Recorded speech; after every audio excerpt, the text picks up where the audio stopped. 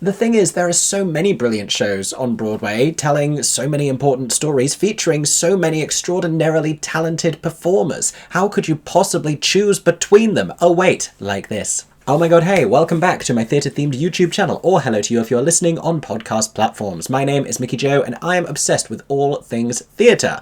I am a professional theatre critic here on social media, as well as a theatrical content creator and pundit. And today, we are going to be together talking through the rest of the Broadway season. Yes, this is your Broadway guide to spring 2025. If you are planning a trip between now and the middle of the year, basically, which show should you be considering? We're going to talk about the upcoming shows, those that recently opened, as well as the long-running ones that it may be worth returning to. The last time I was in New York was November of 2024, where I had a chance to review a handful of the ongoing shows. If you're curious what I thought about those, feel free to look up those reviews wherever you encountered this. And as always, make sure to share your own thoughts and feelings about the current Broadway season, upcoming shows, and which musicals and plays people should be considering right now in the comments section down below. In the meantime, I don't want to waste any more of your time. Let's dive right in to Broadway in 2025. Beginning with the new productions for this season which opened already and are still running, including Oh Mary at the Lyceum Theatre. This has been one of the hottest tickets of the season so far. It's this anarchic queer comedy from the brilliant and twisted mind of Cole Escola. The interesting thing about this is that Cole has recently left as the show's star, and Betty Gilpin has replaced them in the role of Mary Todd Lincoln. I'm very intrigued to see how this plays with a new cast of performers, but as brilliantly maniacal as Cole's performance was, the writing has always been the most celebrated thing about this play, so I dare say it's going to go on to have continued Broadway success, and it's great that it's able to outlive its creator Cole Escola, so definitely go and see this one if you're looking for something hysterically funny in New York this spring. But it's not the only comedy in town. There's also Death Becomes Her at the Lunt Fontanne Theatre. I saw this in previews. I did not have the chance to review it because I was a little too early in the show's run. I did think it was so deliciously campy, hysterically funny, some of the most I had smiled and laughed during any of my Broadway trips in 2024. Megan Hilty and Jennifer Samard are both giving the most fantastic diva performances, with some wonderful players in the supporting cast as well. I think it's better than the movie. I hope to be able to go and see this again this year so that I can properly review it for you here, but it's a show that is exactly as fun and as funny as you are expecting. It's perfected the formula that the Addams Family on Broadway was kind of trying to find, that Beetlejuice then got right but was sort of a little ahead of its time for. It feels like audiences are now a little more ready for that kind of irreverent humour, and Death Becomes Her is doing very nicely. There is also A Wonderful World, the Louis Armstrong musical. I recently shared my thoughts about this one. It's running at Studio 54. James Monroe Iglehart, Tony Award winner, plays the iconic jazz musician through the extent of his professional life and through his 4 different marriages and his time spent in 4 completely different cities, beginning in New Orleans, travelling to Chicago, to Hollywood, finally to New York. I think this musical finds a way of putting joy on stage alongside telling a very important story. I think it's a wonderful time if you like this kind of a show. Then there is Jamie Lloyd's revival of Andrew Lloyd Webber's Sunset Boulevard, running at the St. James Theatre. Truly the buzziest, the most talked about show on Broadway right now, enduringly, even beyond the opening of Gypsy. This is still the show that everyone is talking about.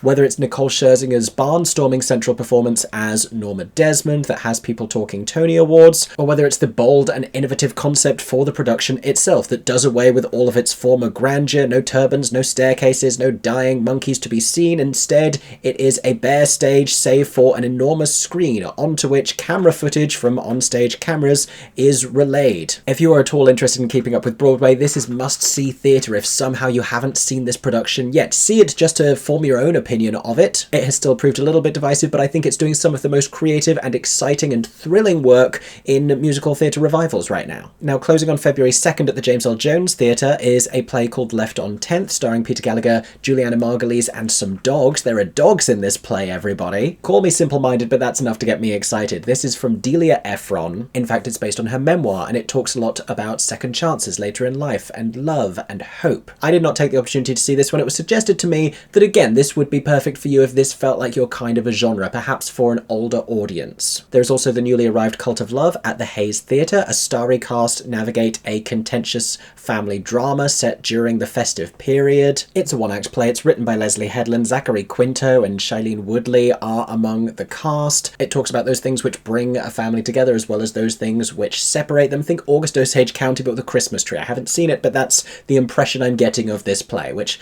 I like the sound of that personally. That's just me. Broadway. Now, still running, I believe, at the Circle in the Square Theatre is Sam Gold's production of Romeo and Juliet with starry lead casting. Rachel Zegler and Kit Connor star as the star-crossed young lovers in a very contemporary and Gen Z-coded new production that puts their youthfulness and their glee and their euphoria and their naive love for each other centre stage. It's a dynamic and an exciting and a very contemporary production that speaks very well, I think, to young audiences. If you are a Shakespearean connoisseur, then you may recognise that this production does not necessarily contend with the full depth of the material and this historic tension of the grudge between these rival households and, you know, the darkness and the weight of the thing. But for it to be the 1000th spin on Romeo and Juliet, I think it's an incredibly creative production that has a lot to say, specifically to a younger crowd who may be seeing Shakespeare for the very first time. Also, not for nothing, you will realise what a star Kit Connor is. My favourite new musical on Broadway over at the Belasco Theatre may be Happy Ending. Tells the story of two robots who go on a road trip together. If the name Michael Arden means anything to you,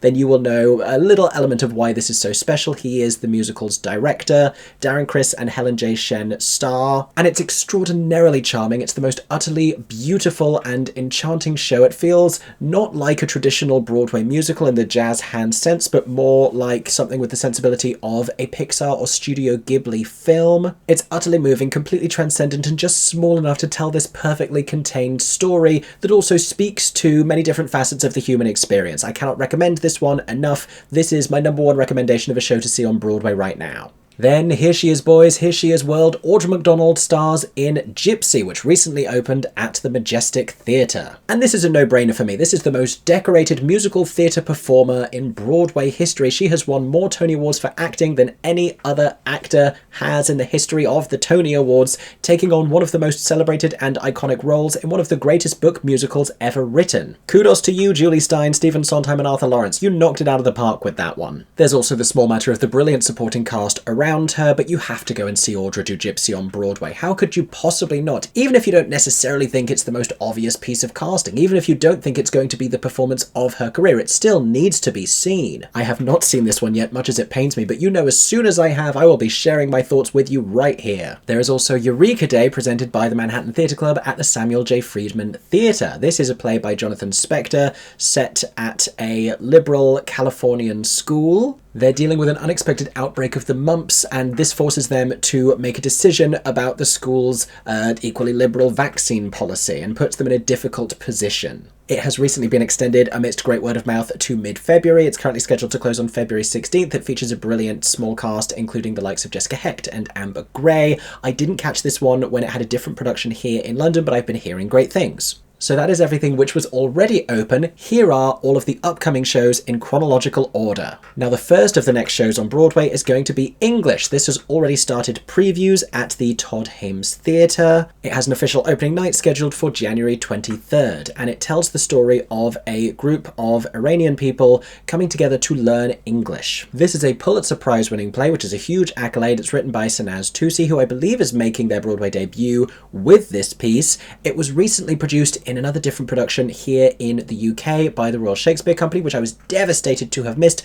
I have heard great things about this. I've heard that it's funny and affecting, and the particular device that they use in order to distinguish between characters speaking English as a second language and speaking their own native language, which you still hear as English, I have heard is pretty brilliant. This definitely feels like it's going to be one of the big contenders this year for the Tony Award for Best New Play. The next show, which will be opening on Broadway, will be Redwood, down at the Nederlander Theatre. Auspicious because Idina Menzel is starring in it, and she is returning to the Nederlander, where she made her Broadway debut in, of course, Rent. Scheduled to begin its first preview performance on the 24th of January, with an official opening night of February 13th, this stars Idina Menzel in a musical about a woman escaping her life to discover the mysterious world of redwood trees. That's as much as I know about it so far. It has had a regional run at La Jolla Playhouse. It's written by Kate Diaz and Tina Landau. It feels like it has shades of the If Then about it, but Idina Menzel is coming back to Broadway in another star vehicle for her, and you would assume as well that it's going to speak to people with that similar kind of a life experience, you know, potentially the generation that grew up with her with Rent, who are now of a similar age. Then, beginning previews on February February 15th, with an official opening night set for March 20th, is Operation Mincemeat, the much-anticipated Broadway transfer of the West End hit from Spit Lip Theatre. Currently playing at the West End's Fortune Theatre and doing very, very well, based on extraordinary word of mouth that they have spent years cultivating with these many runs at smaller off-West End and fringe venues. Operation Mincemeat is this winningly hilarious and plucky and brilliantly smart story of a group of MI5 agents hatching an elaborate and bizarre scheme to try and convince enemy forces during World War II that they were going to be deploying their troops in a different location than they were actually planning to. It's the true story of a deception mission with unbelievable factual details, brought charmingly to the stage with 5 performers multi-rolling as a bunch of different characters throwing on these different hats. It has a similar sort of a sensibility to something like The Play That Goes Wrong, but with moments of heartbreaking sentimentality that will really get to you. It is at once utterly silly and incredibly intelligent. This is a huge recommendation from me. It's an Olivier Award-winning Best New Musical, one of the most exciting and brilliant things I had seen in years when I first watched it. Please, please go and see this on Broadway. It's a plucky little show that deserves your support. I promise you that you will laugh. I promise you that you will cry and you will not see it coming. Oh, and it's at the Golden Theatre, by the way. Then, from a show I know everything about to a show I know nothing about, Buena Vista Social Club. This is opening on March 19th. That's its official opening night, but beginning previews on February 21st. And we are going to learn about this together in real time. This one is based on a film.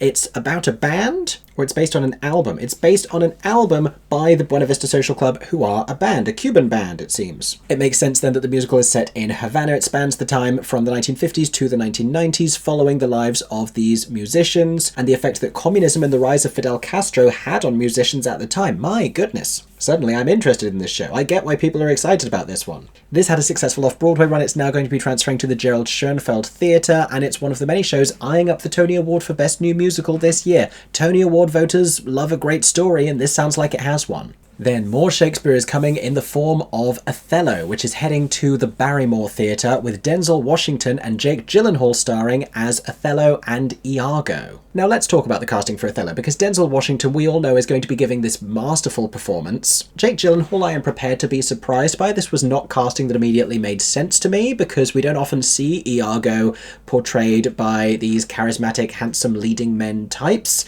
He is more often insidious and slimy and sort of has this resentment stemming from his own inadequacies. But believe it or not, the casting I am most excited about here is the West End's own Molly Osborne, who will be joining these 2 Hollywood stars to play the role of Desdemona. And the story behind her casting is an interesting one. As the tale goes, director Kenny Leon was specifically searching for untapped star quality that could contend with the likes of Gyllenhaal and Washington. And not only did Molly Osborne's name come highly recommended by the West End theatre industry, she was most recently seen opposite Jamie Parker in the pre-West End version of The Curious Case of Benjamin Button, but her self-tape audition was said to have been so convincing it won over not only Kenny Leon, but also both of her future co-stars. And I am very excited about this, not just because I think it's thrilling to see a West End performer flying the flag for the British theatre industry alongside these Hollywood titans, but also because the performance she gave in The Curious Case of Benjamin Button, which I was lucky enough to see, had such conviction and strength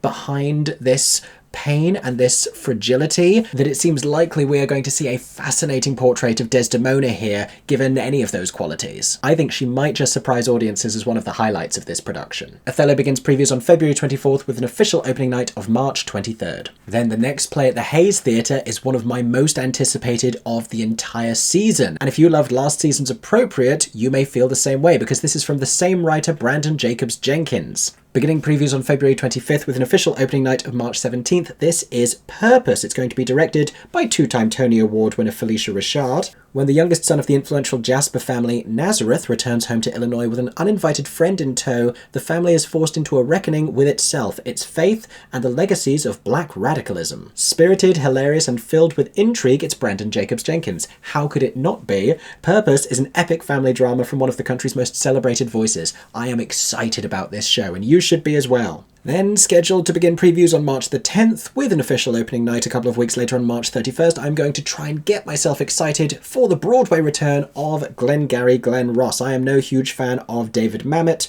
but If you are, then surely you're going to want to go and see this. This is, to his credit, another Pulitzer Prize-winning play with an exciting cast. Kieran Culkin of Succession, Bob Odenkirk and Bill Burr will be starring. It's at the Palace Theatre. If you didn't see Tammy Faye or any of the concert presentations there, it's a good excuse to go and see the beautifully remodelled Palace Theatre, which has been elevated from its original altitude, I guess. And I suppose it's an essential part of the theatrical education to go and see at least one David Mamet play. I have never seen Glengarry Glen Ross on stage. I have seen other David Mamet work before, and, you know, I've read enough about him to feel a certain type of way about it, but I am likely to be putting that aside and will hope to catch this season. If nothing else, I'm sure the performances will be brilliant. And speaking of performances, and speaking of Succession stars, starting previews on the very same day and opening just a few nights earlier with an official opening night of March 27th is The Picture of Dorian Gray. This is an Australian production of Oscar Wilde's classic story, which has previously run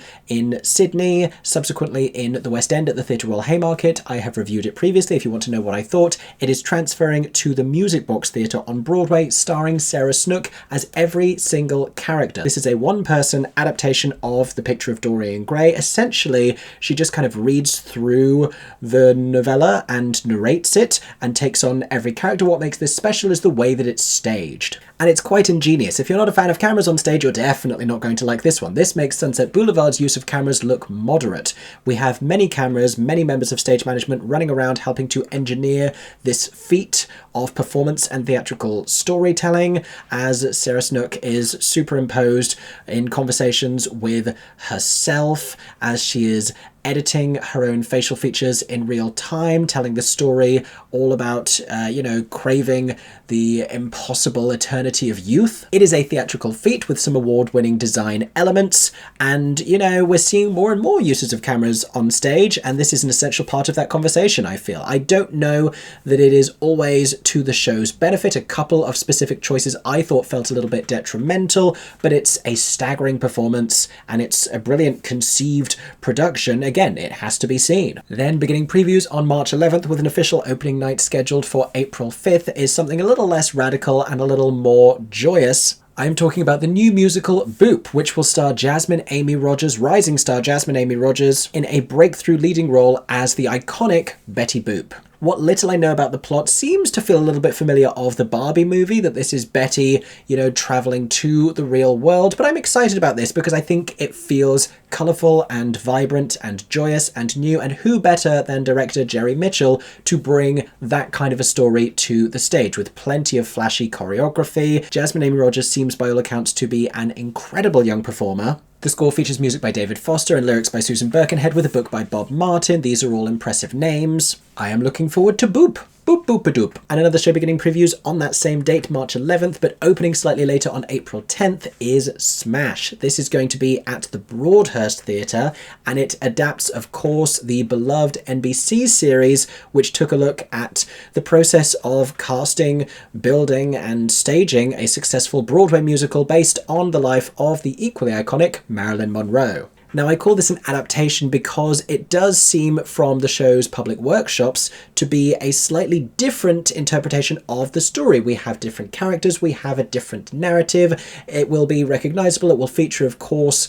much of the same iconic music created by Mark Shaman and Scott Whitman for the series. It features a fantastic cast of Broadway fan favourites, including the remarkably talented Robin Herder, including the Broadway return of Krista Rodriguez, who played a different character in Smash the TV series. There's a lot to be excited about if you are a Smash fan, even though it is largely different. And I'm hoping that they've made smart choices in adapting it. They're really focusing on the comedy angle. It seems like it's leaning a little towards the idea of something like the iconic backstage comedy Noises Off, and I feel like that's to the show's benefit. I'm excited to hear these songs again in a live theatrical setting. I think there's a lot they can do with this concept and with this material. I'm rooting for Smash this season, I really am. Now, if you've enjoyed being starstruck this season, if you were starstruck by Robert Downey Jr. and starstruck by Denzel and Jake, and you were starstruck by all of the people in Glengarry Glen Ross, get ready to be starstruck once again, because at the Winter Garden Theatre, George Clooney will be starring in Good Night and Good Luck. That begins previews on the 12th of March with an opening night set for the 3rd of April. Clooney is also a co-writer with Grant Heslov. It's directed by David Cromer,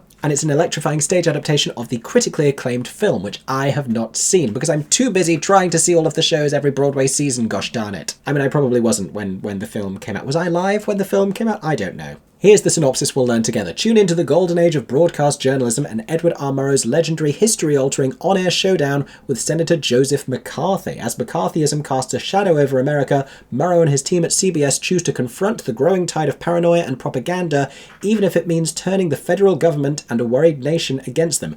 Wouldn't be the first play this season to explore some of those themes. Truthfully, it's an era which seems to often intersect with the focus of the American play, so I think that alone makes this very compelling viewing. I think the premise sounds a little stronger than the likes of McNeil, which I didn't see but did not hear good things about. Obviously, George Clooney's presence is going to make this a hot ticket, but right now I am cautiously optimistic for its artistic success as well. Then, a show I would love to tell you I'm looking forward to, but I'm just so confused by what the heck it is. I'm talking about the Broadway debut, technically, of Jason Robert Brown's musical The Last 5 Years, this iconic contemporary musical theatre song cycle that was written so many years ago, I don't even know if we can call it contemporary musical theatre anymore. This was early 2000s musical theatre lore. This was history. This was everything. When Norbert Leo Butz and Sherry Renee Scott did this off-Broadway, it has been revived since everywhere around the world. It's been on film, but it's now for the first time going to be produced on Broadway, starring, here's the weird bit,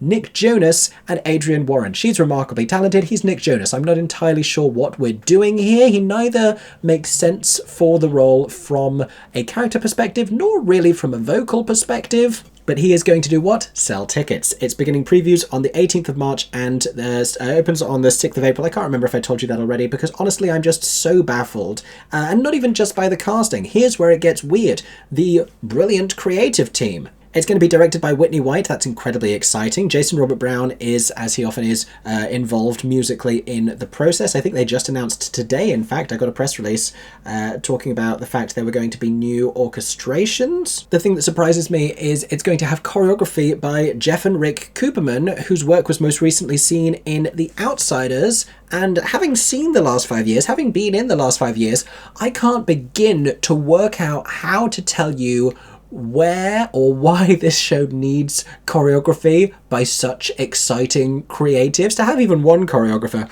on The Last 5 Years is a surprise. To have two feels astonishing. It's at the Hudson Theatre, and we're going to move on because I could be here all day. March 20th is when John Proctor as the villain begins performances, I believe, at the Booth Theatre, with an official opening night scheduled for April 14th. Sadie Sink is going to star. Sadie Sink of Netflix's Stranger Things. It is apparently a bitingly funny new play from Kimberly Bellflower, the people I trust the most in the world when it comes to exciting new American drama, love this and are thrilled about this coming to Broadway. It's directed by Tony Award winner Danya Tamor, speaking of The Outsiders. It captures a generation in mid-transformation, running on pop music, optimism and fury, and discovering that their future is not bound by the past. This feels like it's going to be very vital, very urgent, very contemporary, speaking to young people. At a high school in a rural town in Georgia, an English class is studying The Crucible, but the students are more preoccupied with navigating young love, sex ed, and a few school scandals. Ooh, I like this already.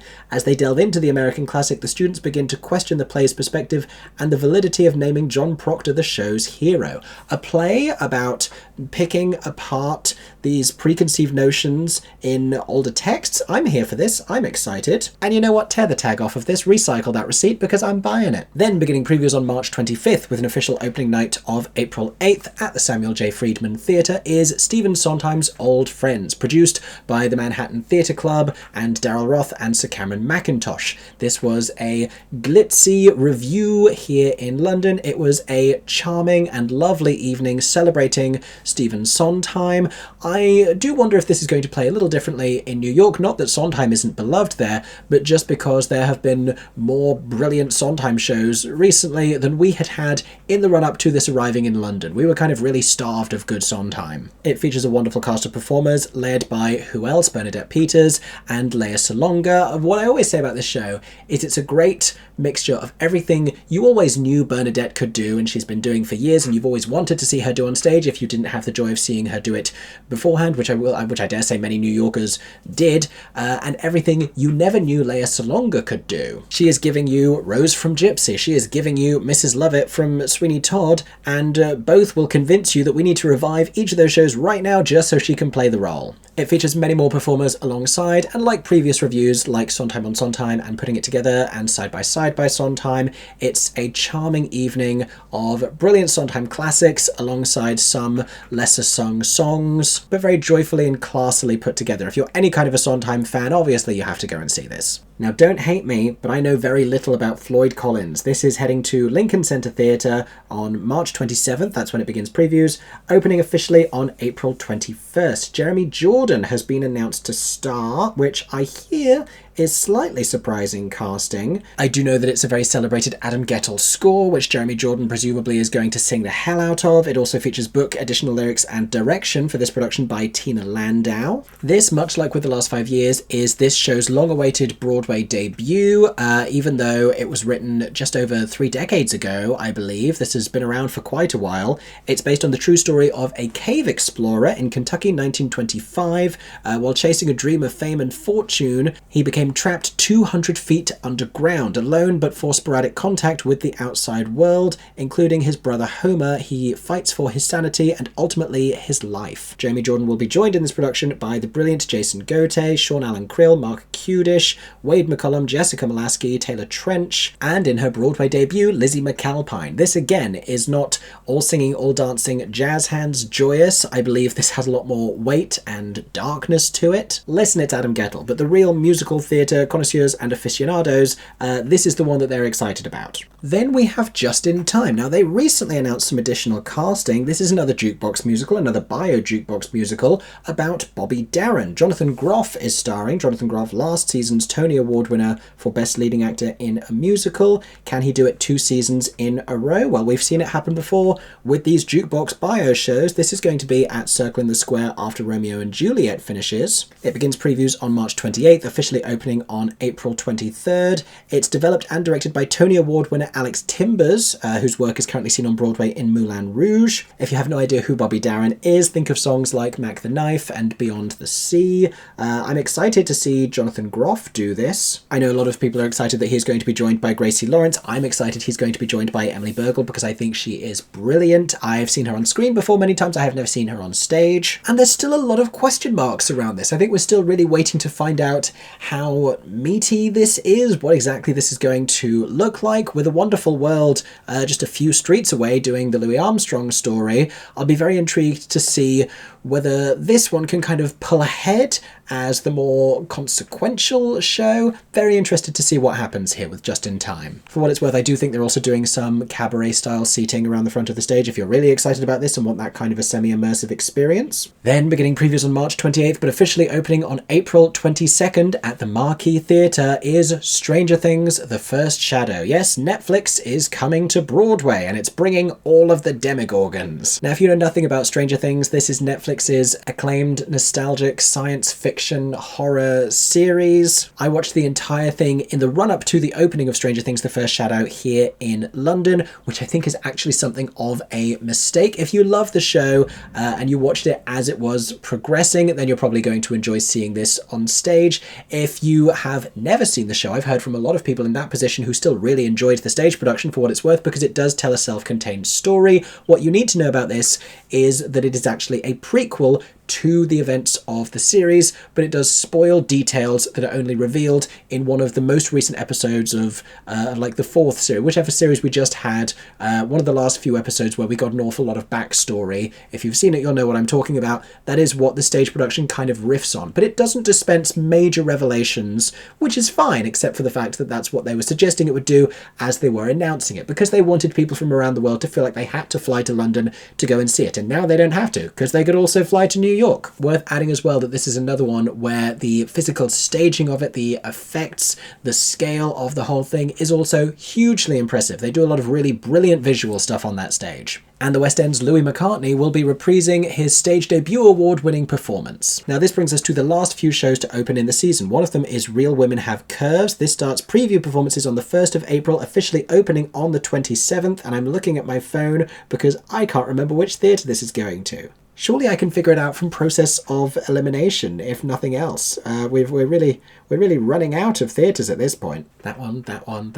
No, I'm lost. The James L. Jones. Of course, the James L. Jones. This is based on the play by Josefina Lopez, which inspired the iconic hit film. It's a funny, joyous, and empowering new show coming to Broadway this April. And I have what? Never seen the film. I have heard that it's very heartwarming, that it's a lovely story, and looking through the rest of this season, it feels like we have a little bit of a gap in the market when it comes to lovely, down-to-earth stories, because everything's either about, celebrities from years past or kind of inaccessible worlds. If it's not MI5 or dystopian science fiction, then it's something that happened a hugely long time ago, or it's people in show business. We don't have a lot of real people dealing with real stuff, at least not in the musical theatre world. And in Real Women Have Curves, it is the summer of 1987, and Anna Garcia dreams of flying away from East Los Angeles. But when her family's garment business receives a make-or-break order for 200 dresses, Anna finds herself juggling her own ambitions, her mother's expectations,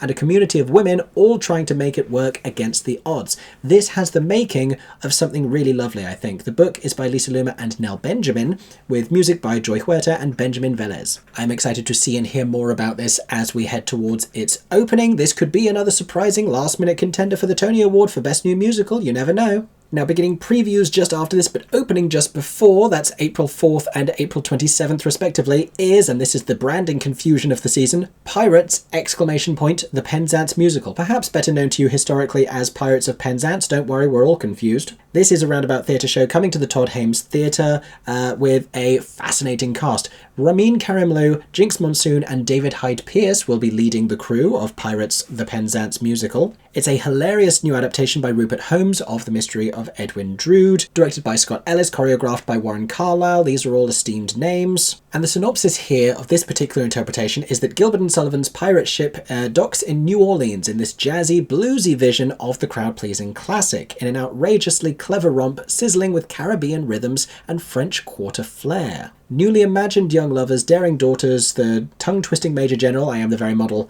you know the one, the rabble-rousing Pirate King, footloose pirates, and fleet-footed police. There is a shipload of musical comedy delights on board to dazzle first-timers and Gilbert and Sullivan aficionados alike. God, I hope this is good. God, I hope this makes everyone happy like it plans to, but so rarely is that the outcome with these things when you try and please everyone. I am intrigued. It sounds like it's going to be campy. It sounds like it's going to be riotous and fun and joyous, and I hope that it is. It is also the penultimate show on this list of new Broadway openings, because sneaking in there due to another show's premature closure is Dead Outlaw. If rumours are to be believed, they were sniffing around for a Broadway theatre for much of the end of 2024, and they have finally found one with The Longacre. Sadly swept away was, and now Dead Outlaw is going to just make it into the current Tony Awards season, having taken home Best Musical for its off-Broadway run at the Drama Desk Awards, the New York Drama Critics Circle Awards, the Outer Critics Circle Awards, and the Off-Broadway Alliance Awards. That's quite a set of award wins. This is definitely going to be another Best New Musical contender.